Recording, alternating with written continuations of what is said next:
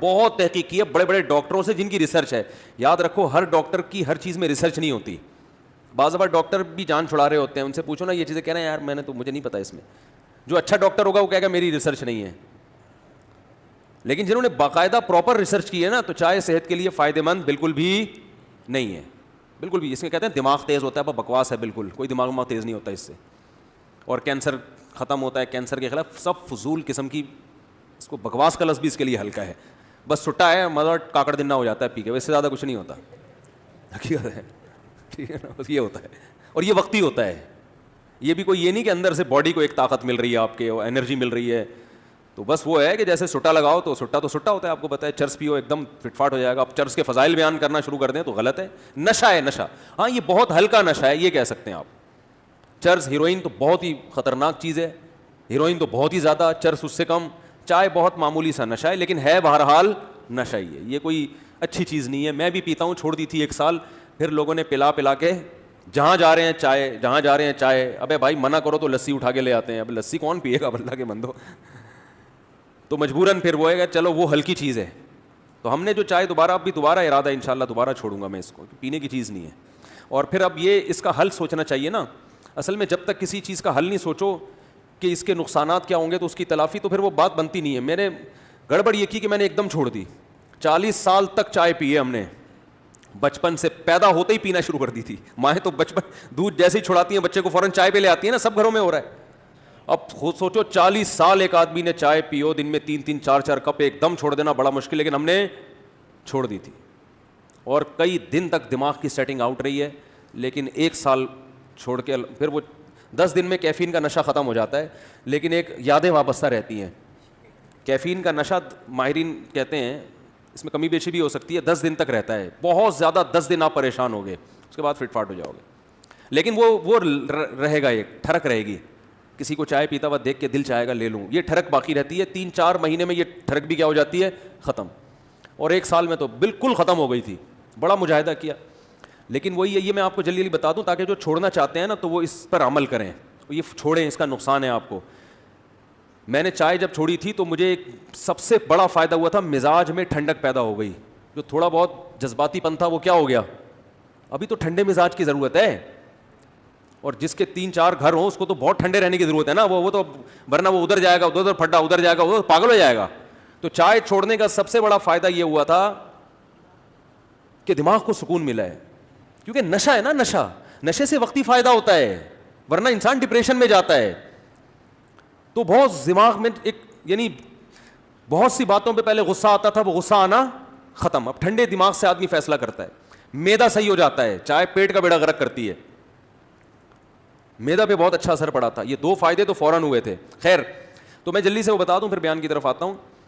اب یہ ہوتا یہ ہے کہ ہمارے ہاں جب بھی کوئی ملنے آ رہا ہے, کسی سے ملنے جاؤ تو وہ کیا پیش کرے گا, چائے. اب میں نہیں پیتا تھا, میں نے کہا نہیں پینا, تو اس کو ایک الگ ٹینشن کہ اب ان کے لیے کیا بناؤ.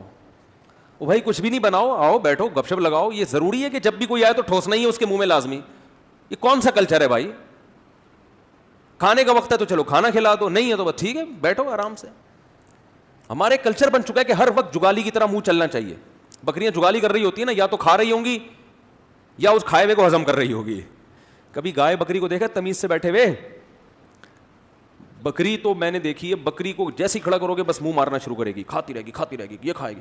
چلو اب رات کو آرام سے بیٹھ کے سو جاؤ, نا اب منہ گھمانا شروع کرے گی, جگالی. تو آج بھی انسان کا یہی حال ہے, ہر وقت اس کو کیا چاہیے, زبان کا ذائقہ. تبھی تو اس چائے کا ایک نقصان یہ ہوتا ہے, روزہ نہیں رکھ سکتا آدمی. یہ بڑا نقصان ہے. جو لوگ نشے کے عادی ہوتے ہیں, چائے, نسوار, پان گٹکا, روزہ بہت ٹف ہوتا ہے ان پہ. روزہ رکھنا بڑا مشکل ہوتا ہے, کیونکہ ان کو پھر وہ مخصوص ٹائم پہ چائے چاہیے, نہیں چاہیے تو روزہ کھلتا ہے. تو چائے چھوڑنے کا بڑا فائدہ یہ ہوا تھا مجھے کہ روزے دڑا دڑ بڑے آسان ہو گئے تھے. سمجھ رہے ہیں؟ اب دیکھو جو نسوار کا نشہ چائے سے بھی زیادہ سخت ہے, ان کے لیے رمضان کا روزہ بڑا ٹف ہوتا ہے. روزہ کھولتے ہی 2 پکوڑے کھائیں گے فوراً نسوار, پھر ایک دم اب پتہ چلے گا اللہم لک صمت وعلی رزقک افطرت. تو کیوں اپنے آپ کو کسی چیز کا محتاج بناتے ہو بھائی؟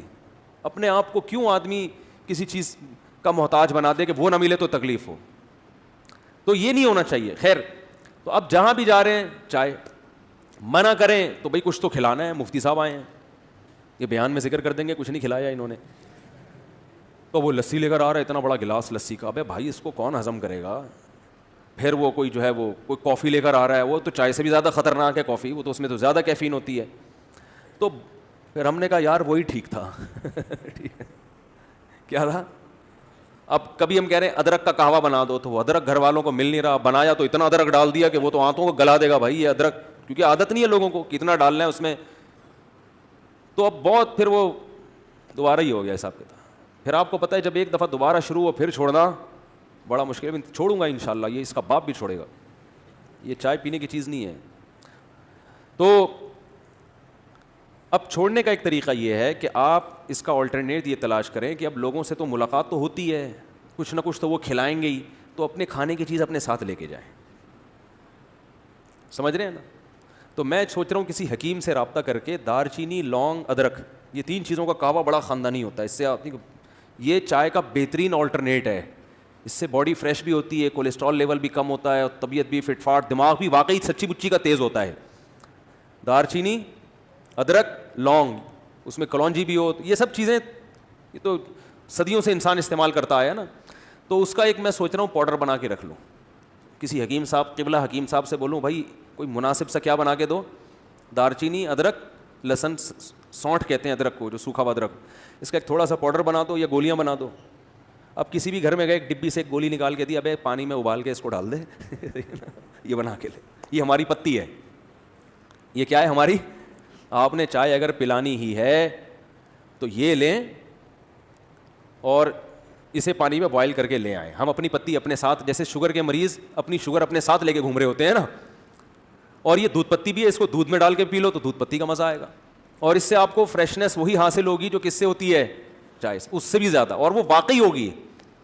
سمجھتے ہو کہ نہیں سمجھتے, لیکن اپنی ذمہ داری پہ کرنا ہے آپ نے یہ. تو یہ میں سوچ رہا ہوں کہ کچھ کر کے پھر دوبارہ سے چھوڑیں گے.